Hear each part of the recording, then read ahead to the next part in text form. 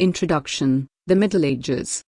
The thousand-year interval between the end of the Roman Empire and the Renaissance, known as the Middle Ages, largely coincides in Britain with the period between the coming of the Angles and Saxons in the 5th century and the establishment of the Tudor dynasty on the throne of England at the end of the 15th.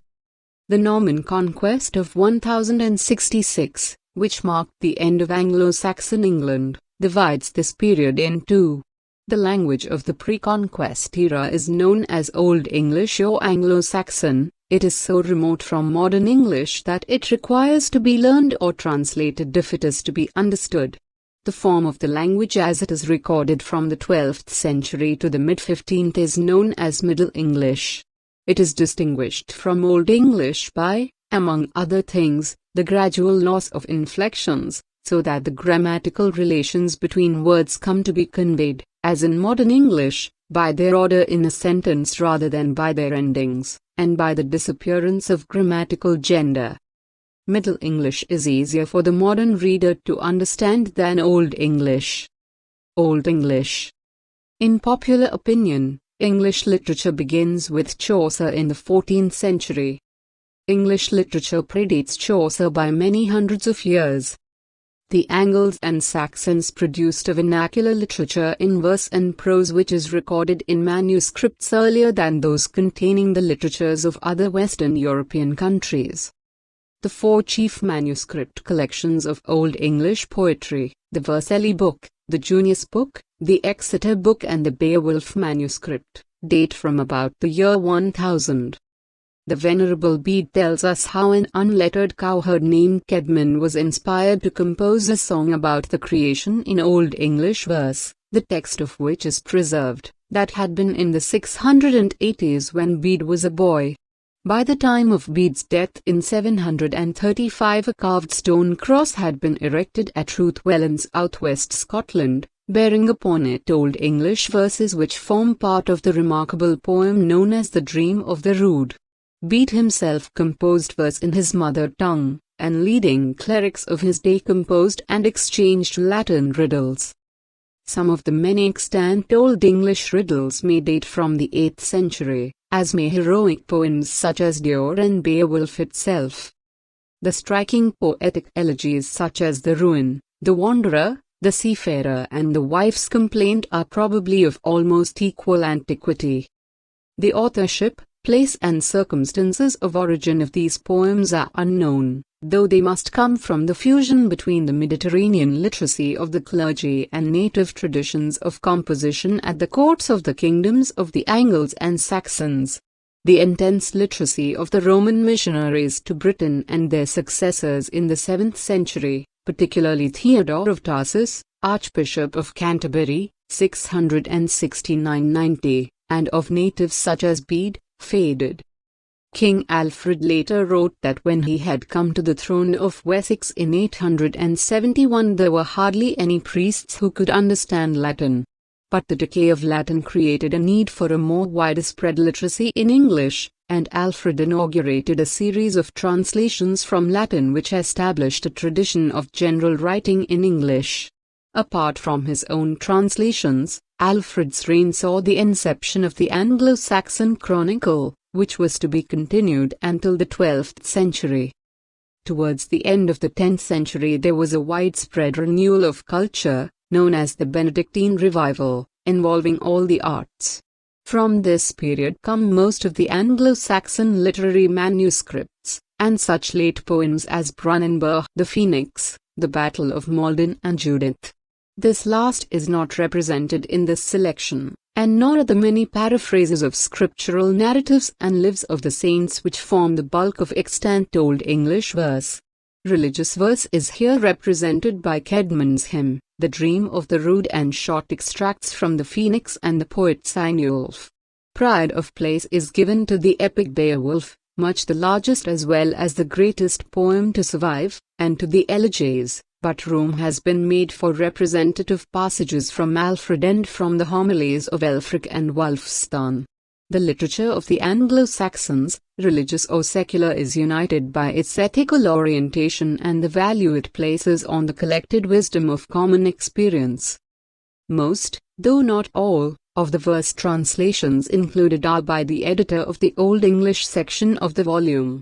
They are designed to be read aloud and to recreate some of the characteristics of Old English versification, which was based upon stress count rather than syllable count. There are two main stresses in each half of an Old English line. One or other of the stressed syllables in the first half of the line must begin with the same sound as the first stress in the second half of the line. The fourth stress should not alliterate. Each verse is thus braced across a marked pause in the middle of the line in a symmetrical pattern, and many half lines are somewhat traditional, even formulaic in diction. The art of the Germanic poet was already ancient before it was committed to writing. Although archaic, it was very far from primitive.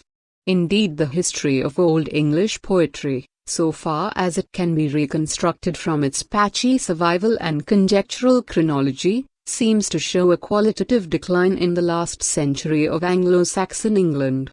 Old English prose writing was brought to an end by the Norman conquest, but by that time Old English verse was already virtually dead. Middle English. Middle English or medieval literature belongs to the period 1066 to about 1550. Dates for literary periods can only ever be approximate. The outstanding writer is Chaucer. In this period there are narrative poems, such as Sir Gawain and the Green Knight, 14th century, and Chaucer's works, including the Canterbury Tales, around 1400, lyric poetry, and drama, the miracle and morality plays. Perhaps the most distinctive feature of the literature of this period is that it is markedly Christian. It is also often very sophisticated. A familiar pattern is the gap between the Christian ideal and the reality of life in this imperfect world. Chaucer's Canterbury Tales can be looked at in this way. The ideal is a devout band of pilgrims on their way to Canterbury, all acknowledging the greatness and authority of God. But the reality is a motley group of characters, with numerous flaws in their personalities, who tell stories that reveal what an untidy and problematic world we live in. An ideal of religious order is thus set against the reality of everyday disorder. It is important to recognize, however, that Chaucer is a comic poet. He is amused by humanity's folly, but not troubled by it.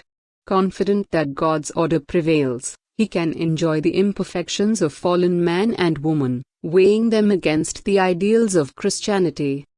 After 1066, William the Conqueror established a French-speaking administration in England. As a result, French replaced English as the medium of official communication, and the imported language of the ruling class became the language of literature. The mass of the people still spoke English, of course, and must have continued to sing songs and tell stories in their own tongue. Because they were not literate, however, their voices were only rarely recorded.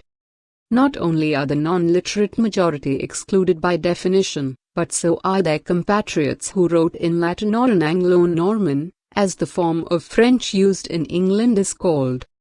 Nevertheless, Thomas's Tristan, c. 1160, the Lais of Marie de France, c. 1170, and Hugh de Rotland's Epimedon, c. 1185, are as much part of the culture of England as is the Owl and the Nightingale, and, indeed, appear to have had a greater influence on later writers in English than that work. The imposition of French helped to change English culture by providing contact with new themes and forms.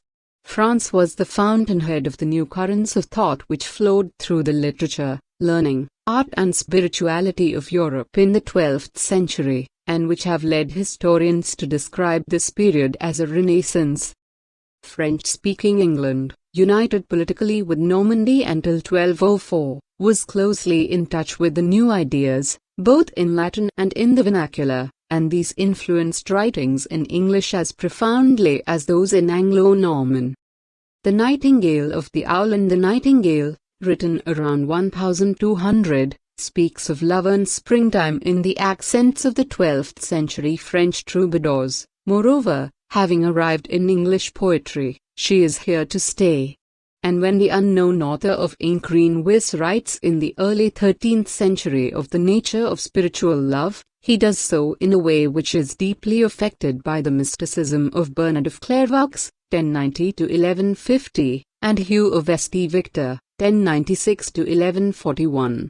14th century English writers, Richard Rolle, Julian of Norwich, the author of In a Valley of This Restless Mind, still carry the indelible impress of the 12th century transformation of religious feeling. Nevertheless, English writers were not only influenced by new ways of feeling and modes of thought, they also seized the opportunities for technical experimentation offered by French and proven semicolon-al-derived lyric and narrative forms. The four-stress rhyming couplets used by the poet of The Owl and the Nightingale break with the traditions of Old English verse. Even in Leman's Brut, composed around 1200, which can be seen as the final flowering of the native heroic mode before the alliterative revival of the mid-14th century, alliteration has been reinforced by assonance and internal rhyme picked up, no doubt, from the couplets of Leman's Anglo-Norman sauce. The interplay of alliteration and rhyme was to be a continuing source of poetic vitality for several centuries to come. For almost 300 years after the conquest, that is, until the middle of the 14th century, literature in English tended to be popular in character. It was above all accessible, occupying the ground left on the one hand by intellectual and courtly writings in Latin and French, and on the other by oral compositions such as folksong and folktale. Most of the authors in the Middle English are educated men, the majority of them clerics, often writing for audiences less literate than themselves. It would be a mistake to assume too readily, however, that the readers of English works in the 12th, 13th and early 14th centuries are all from the lower classes, or that people who read English did not also read French in a society in which many homes must have been bilingual. Sir Orfeo, composed around or soon after 1300 and perhaps translated from French, is neither sophisticated nor learned, and yet the earliest text survives in a manuscript which was assembled around 1330 for a very well-to-do Londoner. The Harley lyrics are included in a roughly contemporary manuscript which contains works in English, French and Latin, proving that the readership of the three languages could sometimes overlap.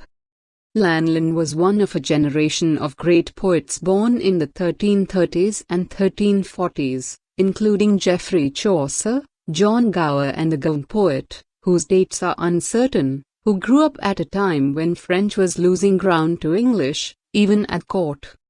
The beginning of the Hundred Years' War with France in 1337 fostered chauvinistic feelings which may have hastened an inevitable resurgence of English. In 1362 English was used as a language of record in the law courts, and in the same year the proceedings of Parliament were conducted in English for the first time. John Treviso tells us in his translation of Ranulph Higden's Polychronicon, or World History, that by 1385 English had taken the place of French as the medium of instruction in all the grammar schools in England, with the result that children know no more French than their left heel does. In the reign of Richard II, 1377–99, English poetry flowered.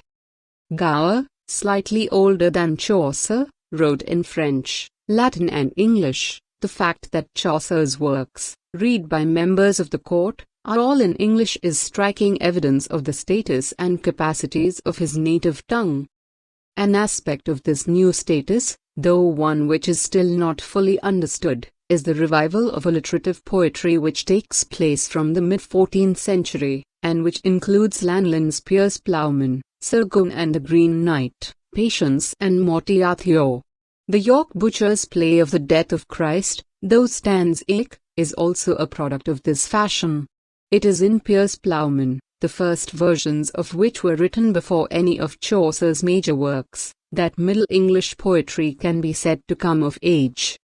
Middle English alliterative verse is freer than its classical Old English progenitor, The lines are longer, there are often more than 3 alliterating syllables. Alliteration commonly occurs in the final stressed syllable of the second half line, which should not alliterate in Old English verse, and alliteration can be combined with other modes, for example, with a rhyming bob and wheel in Sir Gawain and the Green Knight, or, in Piers Plowman, with non-alliterating lines of Latin.